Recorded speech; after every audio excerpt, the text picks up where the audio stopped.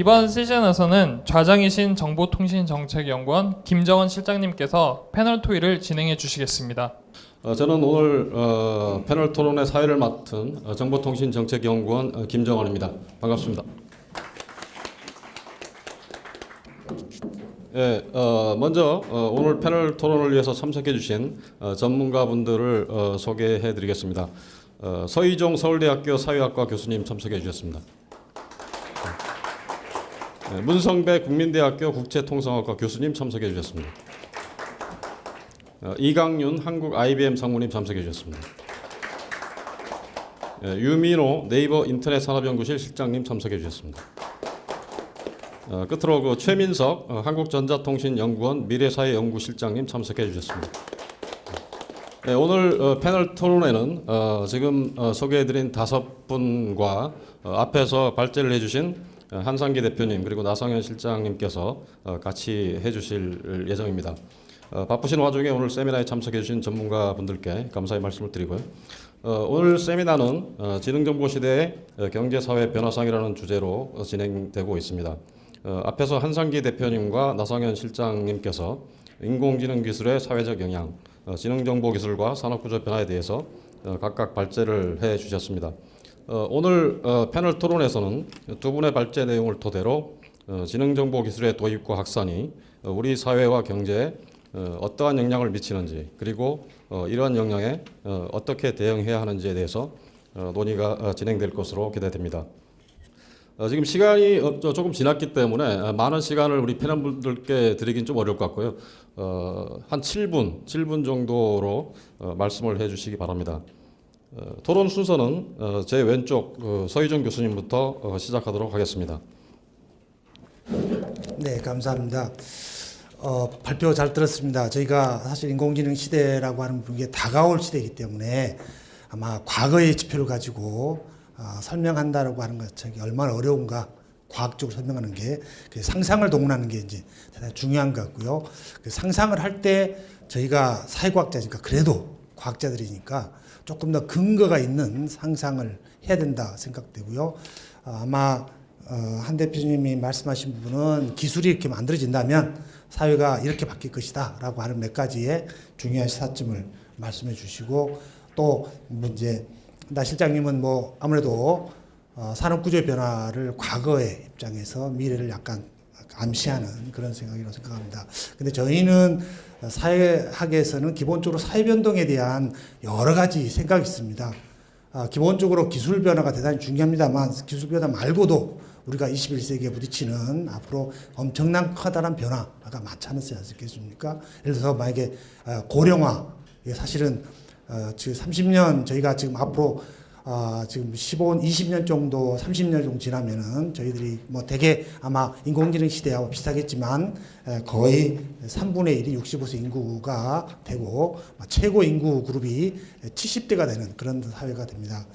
또 그 말고도 글로벌라이제이션 관련돼서는 중국이 저렇게 커서 아마 우리나라에 아마 한 500만 정도가 중국인이 사는 도시가 생기고 아마 중국인 시장이 우리나라에 들어오는 그런 정도의 커다란 변화가 남북 통일과 더불어서 이루어질 수도 있겠고 그거 말고도 생태적인 변화 입장에서도 사실은 환경에 대한 여러 가지 문제됩니다.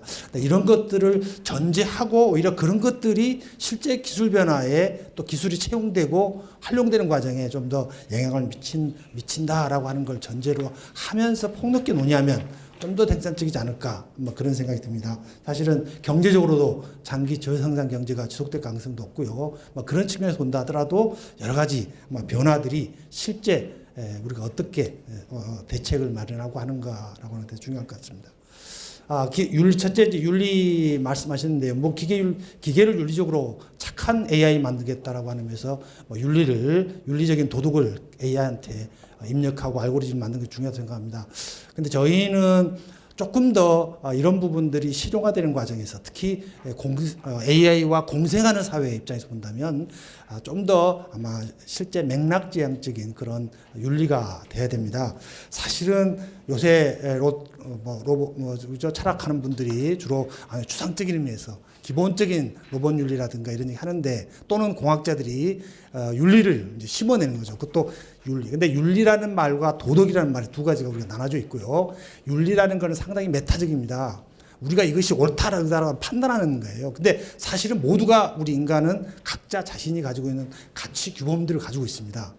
근데 이 가치 규범들이 다른 거죠. 사람마다. 물론 뭐 다 동일하고 선한 사람이면 좋겠지만 악한 사람도 있고 또 여러 가지 다른 생각을 갖고 있는 사람이 있는 거죠. 막 그런데 그런 사람과 더불어서 함께 AI랑 같이 공생한다라고 했을 때 AI 윤리나 또는 기계 윤리라고 하는 부분들은 실제적으로 굉장히 사회 맥락적인 그런 상황에서 실제 상황에서 어떻게 나타나는 것일까? 우리는 사실 정상인을 염두에 두고 하는데 장애인들이 그러니까 자율주행 자동차 얘기할 때도 정상인을 대상으로 하지만 사실은 장애인들은 그러면 어떻게 자율주행차를 이용할 것인가라는 생각이나 또는 노인은 어떻게 이용할 것인가라는 생각을 할 수 있겠고요. 뭐 간병 로봇을 얘기한다 하더라도 그것은 거의 뭐 치매 노인 요양소에서 간병놈을 쓸 가능성이 높은데 그럼 그 속에서는 어떤 로봇이 어떤 의미를 가져야 되나 어떤 윤리를 가져야 되나 이런 생각을 하게 되는 거죠. 그뿐만 아니라 실질적으로 저희가 영화 허에서 보듯이 어떤 사람 AI와 공감하고 사랑하고 할 수 있지만 할 수 있다고 생각합니다. 그런데 문제는 그런 공감력과 사랑을 더욱더 부추겨서 이 기업의 이윤추구의 대상이 되고 있다는 겁니다. AI 기업은 기본적으로 그 사람을 절대 못 빠져나가게 만들고 계속적으로 묶어놔야 돈을 번다는 거예요. 그런 어떤 기업적인 의미에서도 사실 윤리적인 것으로 해결될 수 없는 사실은 그런 문제가 사실 있기 때문에 우리는 좀 윤리라고 하는 부분을 너무 철학적 이런 윤리로 지금 한정되는 것은 대단히 위험하다 저는 생각하고요. 실제 우리가 실생활에 공생하는 과정에 실생활에서 어떤 일이 벌어질지라고 하는 부분으로 좀 더 구체화되는 것이 좀 필요하다고 생각됩니다. 아까 대통령 미국 대선 비서실에서 올해 지금 5월달에 출간된 최근의 보고서에도 빅데이터 문제 아마 좋은 지적하셨는데요. 빅데이터라고 하는 부분도 기본적으로 사람을 디스크리미네이션 하는 겁니다. 그것은 물론 집단별로 할 수도 있겠고요. 사람 특성에 따라 할 수 있고 할 수 있습니다. 전주 지역에 교통사고가 많다 그래서 물론 빅데이터로 하면 나옵니다. 그렇다고 해서 그럼 전주 지역에 있는 사람의 보험을 놀리든가 또는 보험을 받지 않겠다라고 하는 그런 기업의 전략이라고 하는 부분이 과연 뭘 의미할까?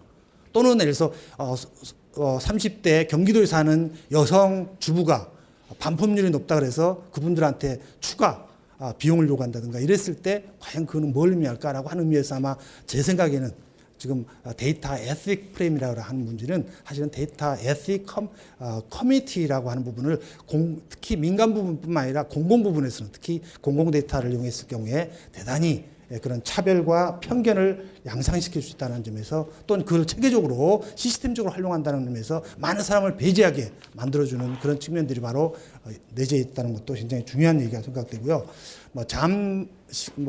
고용이 없다라고 하는 거 대단히 중요한 것 같은데요.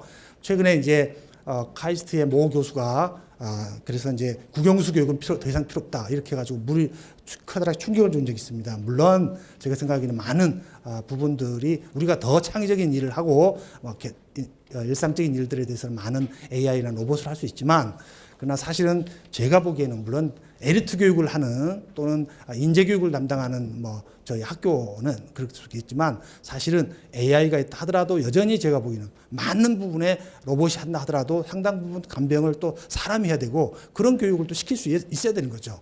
그런 측면에서 본다면 좀 기술에 대해서 단선적으로 모든 사람이 다 간다라기보다는 물론 한 사회를 선도하는 지능 정보 사회를 선도하는 그런 그룹도 있지만 그 그룹 알고 맞는 20대 80사이든 어쨌든 그런 부분에서 맞는 교육이 필요하고 그런 의미에서 굉장히 복선적으로 저희들이 교육 계획이나 또는 사회 변화를 좀 생각하는 것도 좀 필요하다고 생각합니다. 그래서 만약에 이제 교수가 AI라고 하는 학생이 AI 비서나 AI와 더불어서 만약에 어떤 상호작용하고 또 삶도 살아가고 있을 때 그러면 학생이 만약에 사회학과 학생이 AI랑 해서 많은 교육을 하고 많은 질문을 받고 다 활동하면서 교수한테 뭘 물어볼까라는 생각을 한다면 그건 첫째로 여러 가지가 상상이 가능합니다. 첫째 하나는 제가 보기에는 도대체 AI가 이런 데이터 결과가 나왔는데 또 이렇게 말했는데 이것이 과연 뭐냐? 우리가 기술의 AI가 우리가 알고리즘을 안다고 하는 것이 기계를 아는 건 아닙니다. 실제적으로 내가 컨텍스트에서 어떤 질문이나 어떤 걸 받았을 때 그것이 모르느냐라고 하는 것을 본다면 사실은 상당히 기술사회학적인 그런 사고를 해야 되고요. 기술윤리학적, 기술심리학적인 상당한 다양한 사고를 저희들이 해야 한다고 생각되고요. 더 나아가면 AI와 간의 관계뿐만 아니라 사람의 입장에서 우리가 인간이기 때문에 사람 입장에서 과연 어떻게 우리가 잘 커뮤니케이션 해야 되는지 더불어 AI와 더불어 잘 살아야 되는지라고 하는 그런 리터러시 교육도 좀 많이 필요할 것 같고요. 또 하나는 이제 AI와 더불어서 자기가 어떤 질문을 할 때 그 질문을 물론 AI한테 차릴 수도 있겠지만 사람을 통해서 보면은 사람이 어디에 내가 이런 질문들 누구랑 좀 커뮤니케이션하면 좋은지라고 하는 질문도 있을 수 있고 심지어는 그런 학습 결과를 평가하는 것도 가능합니다. 그래서 제가 보기에는 물론 이제 교수라는 직업도 알파고 교수가 될 수 있으니까 상당 부분 변화되겠지만 우리가 창의적이다라고 하는 부분들의 상당 부분들은 사실은 실제적으로는 원 데이터부터 시작을 알아야 되고 로 데이터를 모르고 물론 그 위에서 AI가 주는 정보의 입각에서 몇 가지 더 플러스해서 창의적이다라고 하는 것은 저는 기계 의존적인 창의적이고 그것은 결국은 물론 초지능 사회가 되지 않더라도 인간은 기계에 의존되는 삶을 갖고 있다라고 한다는 겁니다. 물론 이제 그것이 사회 변화의 아주 큰 트렌드이기 때문에 우리가 그런 의존적인 삶을 많이 살고 거의 내가 보기에는 기계의 뭐 노예와 같은 그런 치매 노인, 간병 로봇에 끌려다니는 치매 노인도 가능하고 여러 가지도 가능하겠지만 그럼에도 불구하고 우리가 창의적이다. 좀 더 기계 인공지능 시대에 인간이 뭘 해야 되는가라고 하는 질문들과 관련돼서 저는 좌업과 관련돼서도 그런 측면들의 상당 부분이 있지 않을까. 기계를 넘어선 또는 우리 이세돌이 누르는 신의 78수를 놓을 수 있는 그런 어떤 비판적 사고, 그것은 기계 문명에 대한 포괄적 이해를 저는 가지고 있다고 생각됩니다. 저희 서울대학에도 제가 수강지도라고 하는, 저희가 수강지도가 없습니다. 사실은 뭐 전국 대학에 모두가 당신 학생들이 왔는데, 사실 서울대학 같은 경우는 특히 심하죠. 그렇게 우수한 학생이 왔는데 너 이번에 무슨 수업을 들어야 되는데 다음 학기는 무슨 수업 좋아? 너는 이걸 쓴다 했는데 사실 이것보다는 너가 만약에 기자가 되고 싶다면 이런 수업을 듣는 게 좋아라고 해야 되는데, 그것에 대한 백데이터를 구하기 위해서는 우리가 이제 제가 한번 실험을 했습니다. 서울대학에 있는 수강 자료를 거의 수십 년의 데이터를 가지고 그걸 가지고 막 언론계 간 동창회 명부에서 언론계 간 사람을 놓고 그 학생이 학교에서 뭘 들었는지를 가지고 레커멘데이션 하는 그런 이제 적어도 백데이터로 이제 표준 강의 수강 권고 가이드라인 정도 만들었는데, 해보니까 이게 문제가 컸습니다. 첫째 하나, 과거의 데이터를 가지고 미래의 학생, 앞으로 20년, 10년, 20년을 기자 생활을 해야 될 또는 언론계 생활을 해야 될 학생들한테 과거의 데이터를 가지고 한다는 게 과연 의미가 있는 건지. 사실은 그래서 빅데이터라는 말이 과거 데이터를 가지고 미래를 얘기하더라고요. 물론 온라인 같이 이제 실시간으로 업데이트되고 이런 데이터들은 다르겠지만 많은 공공 데이터들은 사실은 과거를 대상으로, 과거를 기초로 미래의 가능성을 배제하는 어쨌든 그런 레코멘데이션을 하고 있고, 그런 과정에서 오히려 저희는 사실 전문가 포커스 인터뷰를 통해서 저희들이 새로운 어떤 프레임을 만들고 그런 전문가의 상상에 기초한 새로운 어떤 로드맵을 만들 수밖에 없는 그런 측면이 있었습니다. 그래서 우리가 사실은 기계 또는 물론 이제 AI도 상상하고 또 더 초지능으로 나갈 수 있겠습니다만, 초지능 나가기 전에 윅 AI일 때 저희들이 사실은 해야 될 부분들과 관련돼서 상당 부분의 얘기들은 실제적으로 우리의 상상을 통해서 과거에 기존에 있는 데이터를 가지고 백업할 수 있는 그런 영역이 아닌 우리의 상상과 창의력을 가지고 발전시킬 수 있는 그런 부분들의 직업의 비전도 있고 교육도 해야 되지 않을까 그런 생각이 듭니다. 감사합니다. AI를 비롯한 지능정보 기술의 사회적 변화라는 측면에서 말씀을 해주셨고요. 조금 길게 말씀해 주셨습니다. 일단 앞에서 제가 설명을 못 드렸는데 나중에 우리 발제하신 두 분께서 잠깐 또 답변이나 아니면은 우리 패널 분들 말씀하신 부분과 관련해서 뭐 또 다른 얘기 좀 하실 부분도 있기 때문에 그때 조금 그 시간을 제가 드리려고 하고 있고요. 그래서 패널 분들께서는 그 시간 7분 좀 맞춰주시면 좋을 것 같고, 혹시 뭐 말자신 분들한테 뭐 질의할 부분이나 이런 게 있으면 같이 그 코멘트하고 자기 의견 포함해서 말씀해 주시면 좋을 것 같습니다. 네, 문선배 교수님. 예, 국민대학교 문성배입니다. 짧게 하도록 하겠습니다. 아무래도 저를 여기다 불러놓으신 이유는 그 나성현 실장님이 발표하신 기술 발전, 산업 구조 변화, 그거에 따른 고용의 효과 이런 거에 대해서 좀 커멘트가 필요하다고 생각하셔서 저한테 부탁을 하신 것 같습니다. 뭐 좀 두서가 없겠지만 몇 가지 제가 아는 한에서 산업 구조나 기술 발전과 고용에 대한 대해서 좀 잠깐 그 의견을 말씀을 드리도록 하겠습니다. 먼저 산업 구조를 설명해 주셨는데 사실 우리나라가 제조업 부분이 30% 정도로 상당히 높은 수준을 보이고 있는 건 사실입니다. 그런데 그건 꼭 우리나라의 경우라고만 한정할 수는 없고요. 사실은 독일이나 일본 같은 경우도 상당히 제조업 분야가 굉장히 비중이 크고 시간에 따른 변화를 봐도 물론 우리나라의 경우에는 거의 변화가 없이 30%를 유지하지만 일본, 독일 같은 경우도 소폭 하락하긴 하지만 꾸준히 제조업을 상당히 강점으로 유지를 하고 있습니다. 그래서 꼭 그게 우리나라만의 특징은 아니고요. 사실 산업 구조를 우리가 관심 있게 보는 이유는 제조업과 서비스업의 생산성을 비교를 해보면 제조업 분야의 생산성이 굉장히 빠르게 증가를 합니다. 생산성이라는 건 경제학적인 정의가 동일한 양의 인풋으로 생산 요소로 더 많은 아웃풋을 만들거나 아니면 동일한 아웃풋을 만들 때 적은 생산 요소로 아웃풋을 만드는 요 개념이기 때문에 기술 변화 혹은 생산성 증가라는 것 자체가 1차적으로 고용을 감소시키는 효과를 가져올 수 있습니다. 다만 그 기술 발전에 따라서 2차적으로 올 수 있는 우리가 이제 보상 효과라고 하는데 예를 들면 생산성이 높아지면 훨씬 더 적은 비용으로 제품을 생산할 수 있고 따라서 더 낮은 가격으로 제품을 공급할 수 있기 때문에 거기에 대해 수요가 증가할 수도 있는 것이고 이전에 존재하지 않았던 전혀 새로운 제품을 만들어냄으로써 수요를 확대하는 효과가 있고 따라서 그 생산을 위한 고용이 또 증가하게 되죠. 그래서 기본적으로 뭐 과거부터 이 시계열상으로 보게 되면 연구개발 활동이나 혁신 활동을 훨씬 활발하게 한 국가에서 더 고용 창출이 많았고 실업률도 낮았고 경제활동 참가율도 높았고 아니면 동일한 시점에서 여러 나라를 비교해 봐도 연구개발 활동을 훨씬 많은 투자를 하고 있는 국가들에서 고용률이 높은 걸 알 수 있습니다. 따라서 우리가 소위 얘기하는 기술 발전 증가에 따라서 고용이 감소할 것이냐라는 논의는 사실은 경제학적인 측면에서는 어느 정도 기술 개발이 고용을 창출한다는데 의견이 모아진 상황이고요. 대신 이제 아까 그 산업 구조 얘기로 돌아가게 되면 제조업 분야의 생산성이 굉장히 빠르기 때문에 제조업 분야가 계속해서 팽창하지 않는 한 제조업 분야의 고용은 계속 감소를 하게 돼 있습니다.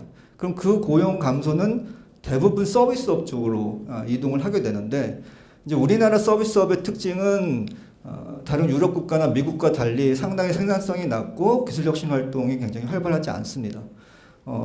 서비스업이라는 게 원래는 그 제조업 분야 혹은 타 산업의 생산 활동에 도움을 주는 여러 가지 산업 활동으로 구성이 되어 있는데 예를 들어서 생각해 보시면 컨설팅, 회계, 법률, 정보통신 서비스, 금융 이런 것들 대부분 다 산업의 생산 활동에 도움을 주는 서비스들이고 이러한 사업 관련한 서비스들이 유럽이나 미국 같은 경우에 굉장히 생산성이 우리보다 높기 때문에 우리나라의 경우에는 제조업 분야에서 고용이 감소한다 하더라도 생산성이 높은 그 서비스 산업에서 흡수를 못 해주는 이런 문제가 발생할 수도 있다. 따라서 다른 나라와는 다르게 기술 발전이 산업 구조에 따라서 고용에 미치는 효과가 조금은 다를 수 있다. 그게 상당히 중요한 논점인 것 같습니다.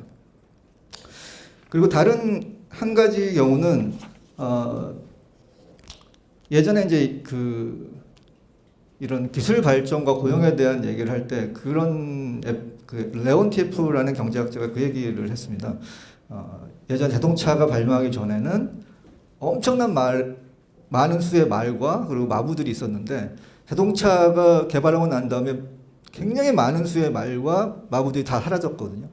그래서 그 말과 그 자동차 산업이 등장하게 되면서 엄청난 양의 고용이 감소가 됐지만 하지만 생각해 보면 자동차 산업이라는 게 단순히 물품의 이동뿐만 아니라 그 전에는 저희가 가능하지 않았던 여러 가지 보완적인 생산 활동을 하게끔 만들었고 그런 보완적 생산 활동이 고용을 창출하는 그런 효과가 발생했습니다. 따라서 우리나라의 경우에도 지금 뭐 아까 서 교수님도 말씀하셨지만 어쨌든 그 교육제도 하에서 지금 문과나 이과 이런 것들이 상당히 문과에 대한 취업생들이 굉장히 그 취업하는데 고생을 하고 있고 이과 쪽으로 상당히 많은 선호를 보이고 있는데 이런 것 또한 사실 기술 발전에 따라서 훨씬 우리나라의 문제뿐만 아니라 훨씬 더 그 창의적이고 창조적인 활동을 할 수 있는 곳에 고용이 창출되고 굉장히 반복적이고 시스테믹한 일을 하는 곳은 고용이 감소되는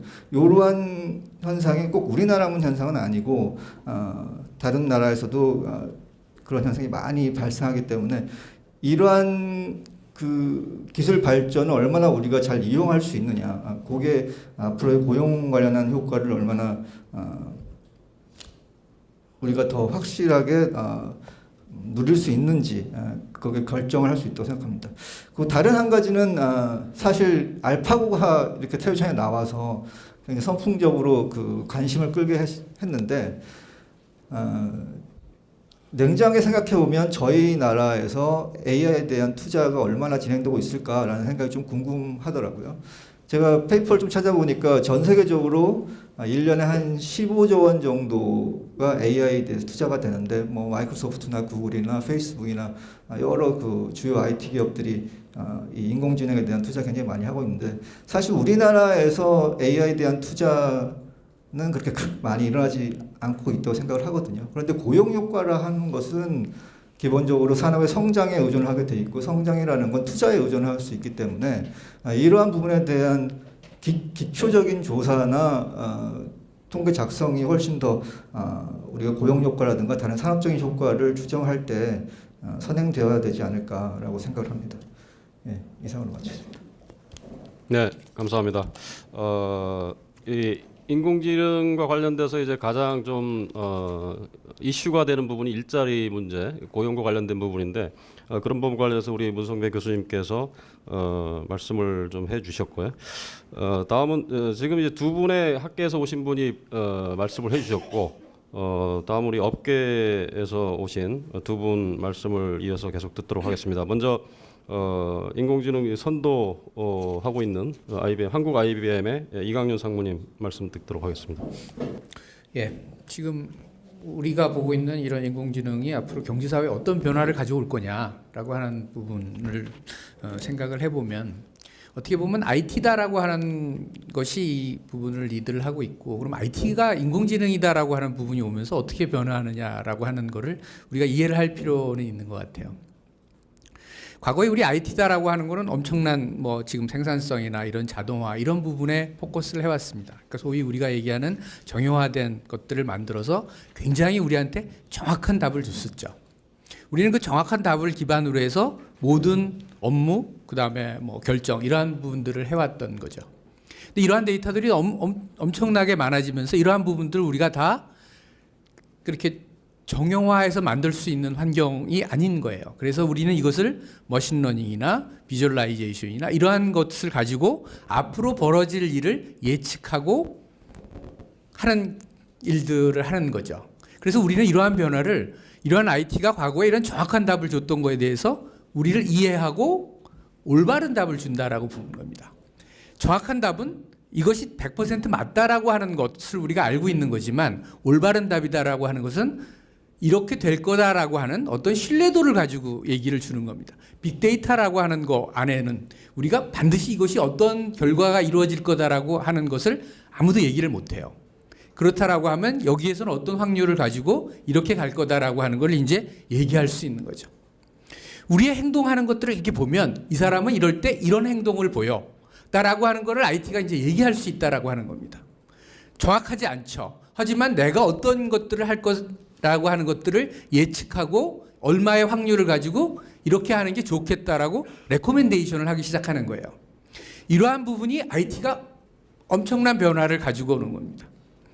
우리가 뭔가를 결정하고 인텔리전스라고 해서 레코멘데이션 받는 것들을 IT가 해나가기 시작하고 이것이 세상을 바꾸는 겁니다. 앞에서 얘기했던 많은 레퍼런스들, 이것들은 다 우리의 행동을 모니터링하고 예측하고 레코멘데이션 해주는 거예요. 이러한 부분들이 우리의 기업 비즈니스 산업에 적용이 되는 겁니다. 헬스케어에 적용되고 파이낸스에 적용되고 거버먼트 서비스에 적용되기 시작하는 거죠. 과거에는 생산이다라고 하는 거에 엄청나게 우리가 포커스를 해왔고 자동화에 대한 것들을 포커스해왔다라고 하면 이제는 어떤 결정을 할 거냐입니다. 내가 만든 물건을 이 사람한테 딜리버리 하는 것까지를 과거에 포커스했다라고 하면 지금 이 내 물건을 살 사람이 무슨 생각을 하고 있고 무슨 뭐에 관심이 있고 무슨 얘기를 하고 있느냐가 더 중요하다라는 거죠. 그것을 알아야 내가 얼마를 만큼 생산하고 어떤 물건을 만들어서 딜리버리 할 건지를 알 수 있다라고 하는 겁니다. 결정에 대한 문제고 이제는 그러한 결정을 지원해 주는 IT가 마켓을 리드를 할 거다라고 보는 겁니다. 그것을 우린 디시전 서포트라고 하고 그 안에는 우리가 지금 얘기하는 인공지능이 그 시장을 리드를 할 거라고 보고 새로운 시장이 앞으로 만들어질 거라는 겁니다. 병원에서 의사가 이 사람이 암이다 아니냐라고 하는 걸 진단하는 것, 파이낸스 회사에서 이 사람에게 어떤 포트폴리오를 제안하는 것이 맞느냐라고 하는 것을 제안하는 것, 과거에는 전부 사람의 디펜던시를 가지고 있었어요. 전문가가 그것을 자기가 그동안 해왔던 경험과 지식을 갖고 결정을 해왔다라고 하는 거죠. 대부분의 모르는 사람들은 그 잘하는 전문가가 어떻게 하는지를 배워야 잘할 수 있었던 거고 전문가가 잘못 오진이나 잘못된 판단을 하면 그것이 우리의 경제적인 손실로 돌아왔던 겁니다. 이러한 부분을 바꾸겠다라는 겁니다. 이러한 기술을 가지고 헬스케어다라고 하는 거에서 내가 어떻게 판단해야 되는지 이러한 우리가 얘기하는 증거 기반, 에비던스 베이스드의 각각 환자를 이해하고 그 환자에게 맞는 정보를 줌으로써 치료를 하겠다라고 하는 거예요. 이러한 부분이 헬스케어에 도입되고 있는 거죠. 이 사람이 일에 대한 것이 컴플라이언스 한 건가? 이 사람이 공격적인 투자를 하느냐? 어떤 투자를 하느냐에 따라서 전문가가 레코멘데이션 하듯이 인공지능을 통해서 지원할 수 있는 그런 기반. 이런 기반을 만들어주겠다라는 것이고 기업들은 이제 이러한 기존에 갖고 있던 IT가 이러한 환경으로 이제 이행하게 될 거다라고 봅니다. 이러한 부분은 우리의 굉장히 많은 변화를 가져올 것이고 이러한 부분에 대한 기저에는 우리가 고민해야 될 것은 지식, 경험이다라고 하는 것이 데이터셋화 된다라는 겁니다. 그리고 앞으로는 그러한 데이터셋이 경쟁력이 되고 서로 사고 파는 그러한 주요한 비즈니스가 될 거죠. 과거에는 우리가 어떤 IT를 가지고 어떤 컴퓨팅, 얼마나 빠른 컴퓨터를 갖고 있느냐가 경쟁력이었다라고 하면 우리는 이제 이러한 정보를 가지고 어떻게 판단하는지를 만드는 것, 그것이 이제는 경쟁력이 될 거다라는 거죠. 그리고 이러한 환경으로 이행한다라고 하는 것은 기존에 있는 우리의 환경을 완전히 바꾸게 됩니다. 이러한 부분들을 결정하기 위해서는 정말 혁신적인 탑다운의 어떤 결정이 필요한 거죠. 그리고 그러한 데이터셋이다라고 하는 것은 계속적으로 발전시켜 나가야 됩니다. 이것이 과거에 우리가 갖고 있던 뭐 ERP나 CRM이나 SCM이나 이렇게 뭔가를 한번 가지고 이러한 것을 뭐 5년, 10년 이렇게 유지하던 그런 환경에서 이제는 계속 바뀌어지는 환경을 우리 IT에게 가르치면서 제대로 된 환경에 맞는 판단을 할 수 있도록끔 계속 발전시켜 나가는 것. 그리고 그러한 것 환경을 지원할 수 있는 우리 클라우드 플랫폼이나 애자일이나 데브옵스나 이러한 환경을 갖고 계속 발전시켜 나갈 수 있는 그러한 그 준비가 굉장히 필요하다라고 봅니다. 이러한 경제, 사회적인 변화에 대해서 그러한 점들을 고민하면서 새롭게 변하는 인공지능 세상을 맞이해야 될 것 같습니다. 네. 네, 감사합니다. 다음은 우리 네이버의 유민호 실장님께서 지금 이 IT 미래를 선도할 이런 부분과 관련해서 현재 뭐 이 글로벌 기업들 얘기들만 주로 나오는데 국내 이 큰 기업 입장에서 어떤 전략들을 갖고 있는지 뭐 이런 부분들을 좀 말씀해 주셔도 좋을 것 같고 지능정보기술이 사회경제 변화에 뭐 일반적으로 어떻게 미칠 수 있는 건지 이런 부분에서 말씀해 주셔도 좋을 것 같습니다. 네, 안녕하십니까. 네이버 유민호입니다.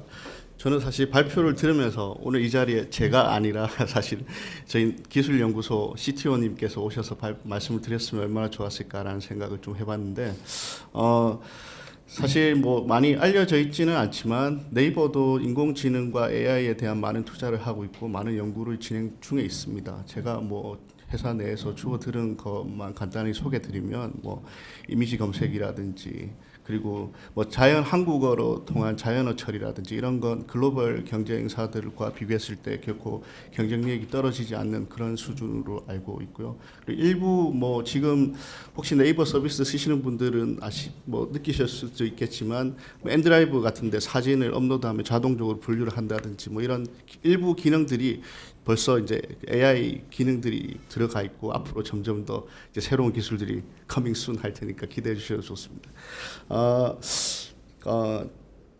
그 알고리즘 뭐 그런 AI의 윤리적 차원에 대해서 제가 그냥 간단히 한번 제 생각을 말씀을 드리면 제가 생각했을 때 예전에 뭐 알고리즘이라는 건 사람이 일방적으로 수식을 입력하면 컴퓨터가 그 결과를 그냥 리턴하는 형태였다면 최근에 말하는 이런 인공지능 뭐 AI라고 하는 것은 어떻게 보면 그 신경망을 통해서 unsupervised된 학습을 통해서 우리 사회를 그러니까 알고리즘 자체, 기술 자체가 우리 사회를 그냥 대변하는 형태로 변하고 있다라고 생각이 됩니다. 대표적으로 저는 재밌었던 게 MS가 테이라는 걸 SNS 채트 자동적으로 할 수 있는 걸 했다가 되게 인종차별적인 그런 행위들 뭐 이런 것들을 학습하면서 급하게 이제 셧다운하는 걸 볼 수가 있었는데 사실 MS가 그런 어떤 식으로 이 알고리즘이 발현할 건지에 대한 예측이 안 되는 거죠. 그러니까 반대로 얘기하면 이 테이라는 게 우리가 일반적으로 쓰고 있는 이 행위들을 그대로 학습해서 이제 반영을 하는 형태로 이제 변하는 거죠. 그래서 제가 예전에 어떤 그 학자님께서 발표를 하신 게 생각이 나던데 이 알고리즘 시대에 그러면 이 윤리적인 규범을 어떻게 해야 되느냐를 고민할 때 두 가지 차원이 있다고 말씀하시더라고요. 하나는 그러니까 그 인간들이 원래 하고 있던 그런 윤리들을 그 기계에 그대로 심으려고 하는 노력. 또 다른 하나는 어차피 이제 그 알고리즘을 쓰는 건 사람이고 또 사람의 그런 사회가 알고리즘에 구현될 거기 때문에 알고리즘 자체에 대한 규범을 고민하기보다는 기존에 우리가 살고 있는 이 규범을 어떻게 올바르게 이제 바로 만들어 갈 것이냐 뭐 이것에 더 고민을 하는 게 더 맞는 방법이 아닌가라고 얘기를 하시는 게 들은 적이 있습니다.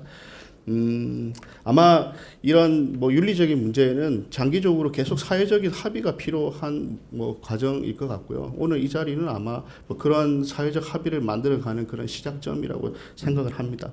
근데 이 논의를 하는 과정에서 저는 이게 뭐 이렇게 누가 책임을 질 거냐 그리고 뭐 이런 쪽에 책임 문제에 너무 집중하다 보면 오히려 이제 산업이 활성화되는데 좀 제약이 될 수가 있을 것 같다는 생각이 들고요. 오히려 그것보다는 어떤 문제가 발생을 했을 때 리스크 매니지먼트 차원에서 어떻게 신속하게 처리를 하고 복구를 할 것인지 뭐 이런 논의로 좀 생산적인 논의를 해보는 것도 방법이라고 생각을 합니다.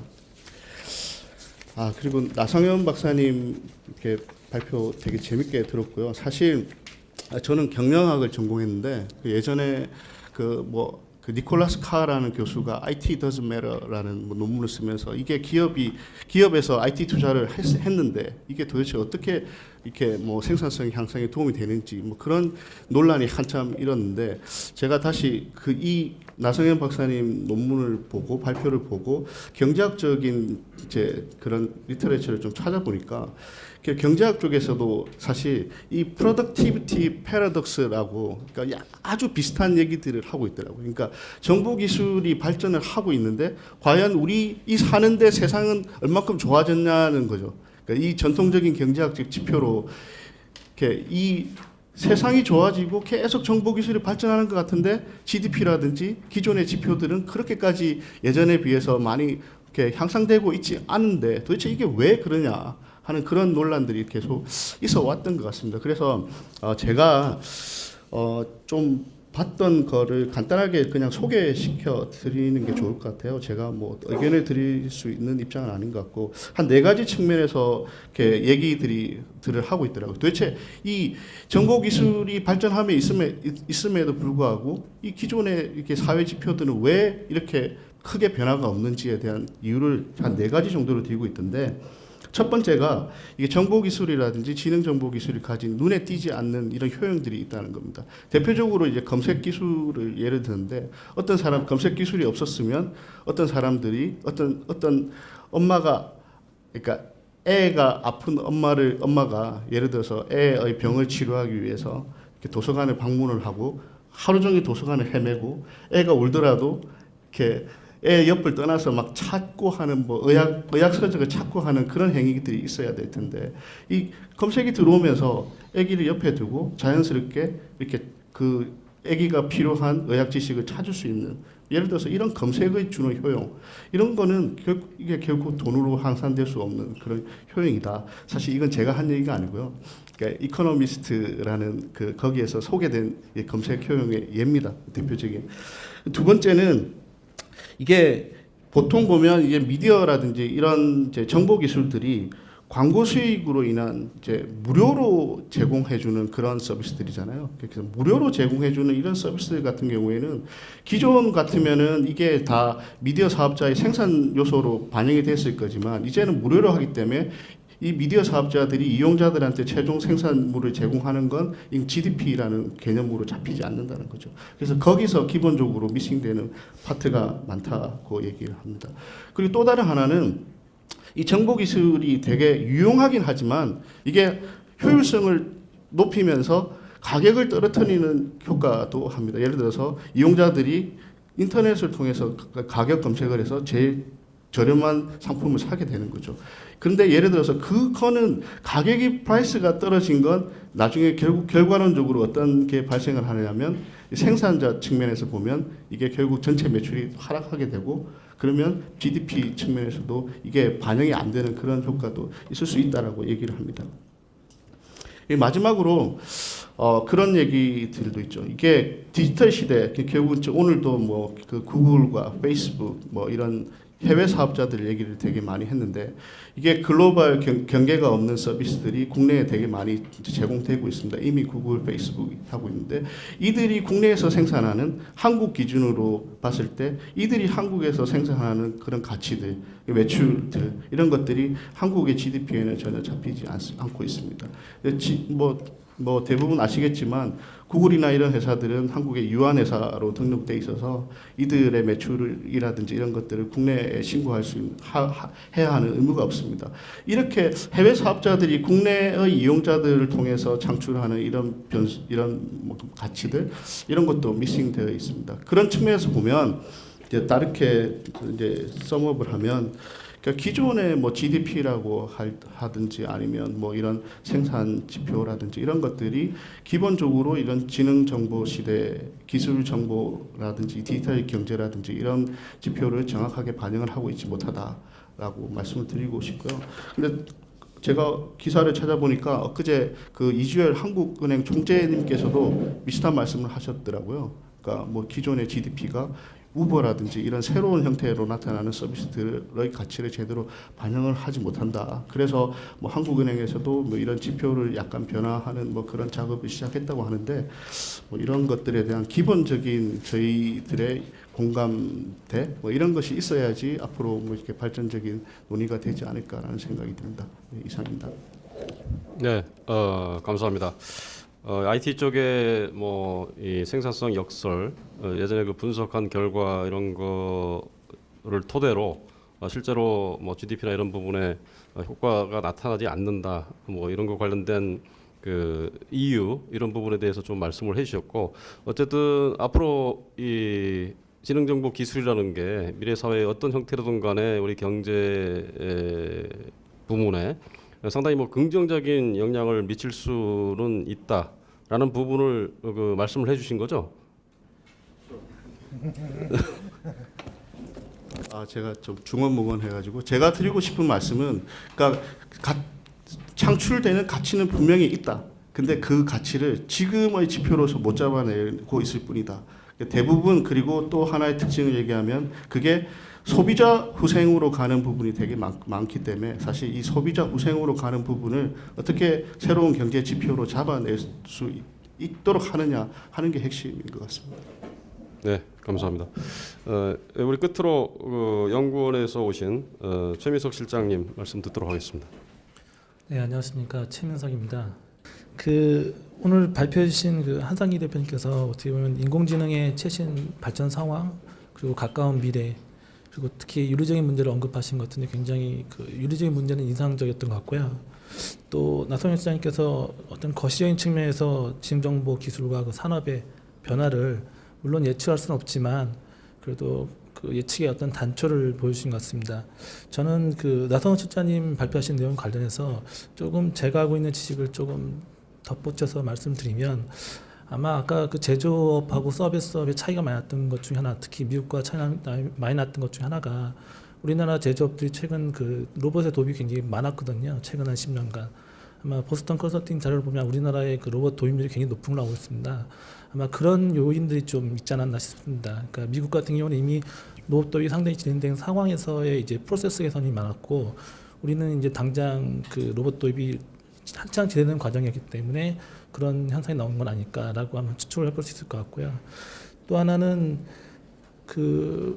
분석을 위해서 어떻게 보면은 생산성, 총 요소 생산성 부분을 이제 기술 변화의 효과로 이제 가정하신 분은 타당한 것 같긴 한데, 분석 자체가 어떻게 보면은 부가가치가 종속 변수고 그것에 영향을 미치는 요소, 총 요소 생산성, 그리고 노동, 자본 부분이 있는데, 세 가지를 이제 상관관계를 보여주시긴 했지만 아무래도 종속적인 부분에 영향을 주는 걸로 보여주셨으면 좀 더 이해하기 쉽지 않나 싶고, 또 그런 측면에서 지능정보기술이라든가 이런 기술 도입이 총 요소 생산성 외에도 아까 말씀드린 것처럼 로봇의 도입 같은 자본으로 축적된 자본이 증가하는 부분이 있기 때문에 그런 부분을 좀 고려하시면 더 좋지 않았나 좀 생각이 듭니다.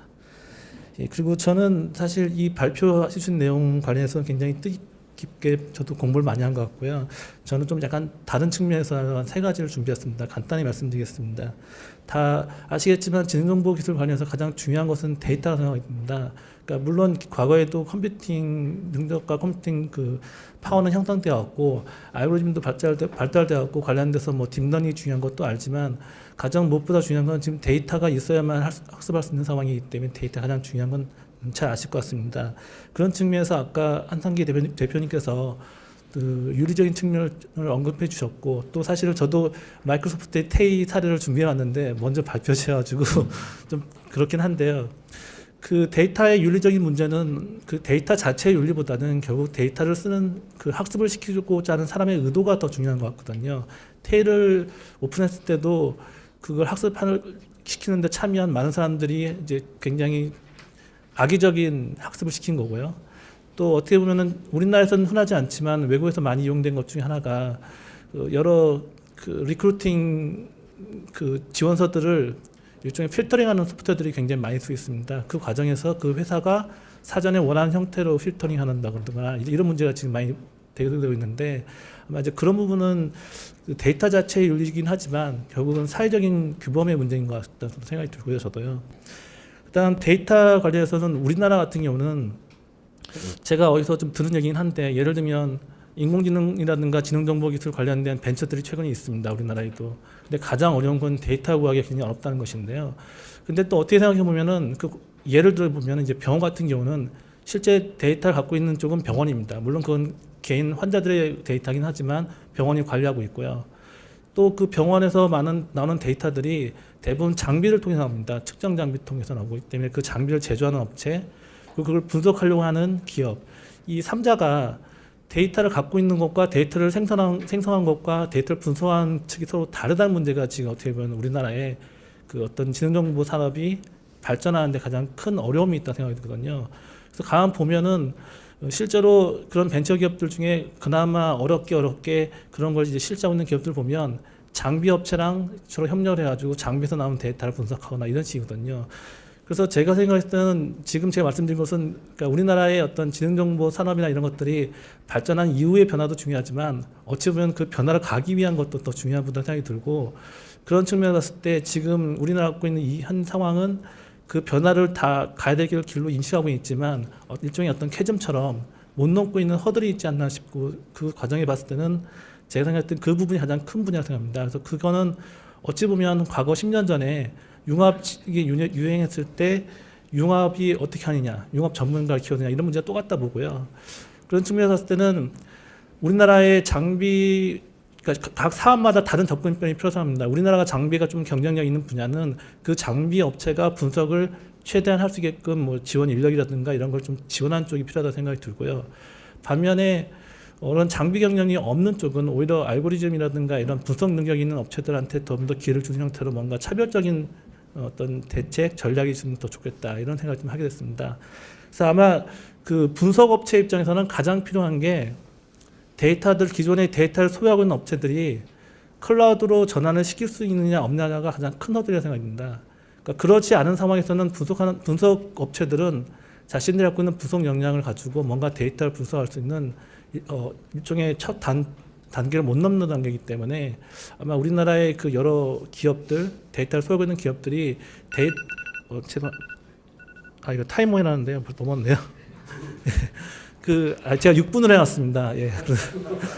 그 기업들이 클라우드로 데이터를 전환해서 비용 절감 효과를 누린다는 생각이 들어서 전하지 않는 이상은 아마도 그 분석 알고리즘을 갖고 있는 많은 기업들, 새로 생겨날 벤처 기업조차도 기회를 얻지 못할 거라는 생각이 들어서 그 부분이 가장 큰 허들이라는 생각이 들고요.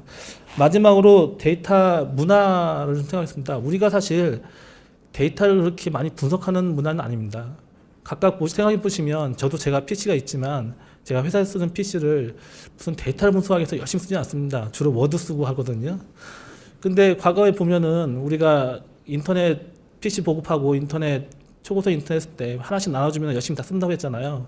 근데 지능정보기술은 그러지 않을 거라 생각합니다. 왜냐하면 그 지능정보기술의 기본적인 니즈는 PC에서 돌아가지 못할 만큼의 큰 데이터를 분석해서 뭔가 인사이트를 얻기 위한 것이거든요. 그러면 개인들에서 사실은 우리도 외국처럼 개인 PC에서 분석할 수 있는 단계를 다 거친 다음에 이제 지능정보로 가야 되는 게 정상인데 우리 사실 그러지 못한 상황이라고 생각이 듭니다. 그러나 그게 뭐 중국도 유선 시대 없이 무선을 갖듯이 우리도 할 수 있다고 생각이 들고요. 단지 그렇게 하기 위해서는 개인의 PC 상태가 아닌 공동으로 이용할 수 있는 어떤 컴퓨팅을 접근할 수 있는 접근성이 높아져야지만 아마 그런 데이터를 이용하고 그것을 할 수 있는 그 기회가 생긴다고 생각이 들고요. 제가 얼마 전에 외국에서 공부하는 사람을 잠깐 만났는데 저도 경영대 졸업을 했는데요. 경영대 조차에서도 거의 슈퍼컴퓨팅은 아니지만 굉장히 큰 컴퓨팅 시설을 자체 갖고 있고요. 그거 가지고 분석할 수 있는 것들을 얼마든지 하고 있습니다. 그리고 그것이 만약에 경영대에서 보유하고 있는 장비가 안 되면 그 이상의 것은 이제 그 학교 전체에서 제공하는 걸 쓰는 거거든요. 그러니까 뭔가 그런 인프라가 갖춰진 않은 상황에서 이런 빅데이터 내지 어떤 지능정보 기술을 이용한 큰 알고리즘을 이용해서 데이터 분석하는 자체가 아마 활성화되긴 좀 어렵다 생각이 들고요. 그런 차원에서 아마 그런 인프라 갖추는 것 또한 굉장히 중요한 이슈라고 생각이 듭니다. 예, 이상입니다. 네, 감사합니다. 요즘 그 4차 산업혁명이라든가 지능정보기술 이런 얘기들이 많이 나오긴 합니다만은 듣기에 따라서는 사실 조금 먼 얘기로 이렇게 들릴 수도 있을 것 같다라고 저는 개인적으로 생각하고요. 하지만 이 4차 산업혁명을 그 추동하는 핵심 기술들이라는 게 인공지능이라든가 IoT 그리고 빅데이터 이런 기술들이고 이런 기술들을 활용한 제품이라든가 서비스가 이미 현실화되고 있는 상황이라는 점을 고려하면 이미 4차 산업혁명이 저희들한테 상당히 가까이 와 있다라고 이렇게 얘기할 수 있을 것 같고요. 오늘 많은 그 전문가분들께서 말씀하시는 것처럼 이 지능정보기술이 우리 사회 경제에 어떤 상당한 그 변화 그리고 상당한 영향을 줄 수 있다라는 점에서 다가올 4차 산업혁명을 준비하는 이런 자세가 돼 있어야 되지 않을까 이렇게 생각이 되고요. 오늘 말씀하신 내용들을 토대로 아마 뭐 저희 연구원도 그렇고 정부 차원에서도 그렇고 이 대응책 마련을 위해서 많은 노력을 해야 되지 않을까 이렇게 생각이 됩니다. 오늘 나오셔서 심도 깊은 말씀들을 해주신 전문가 분들께 다시 한번 진심으로 감사의 말씀을 드리면서 오늘 세미나를 모두 마치도록 하겠습니다. 감사합니다.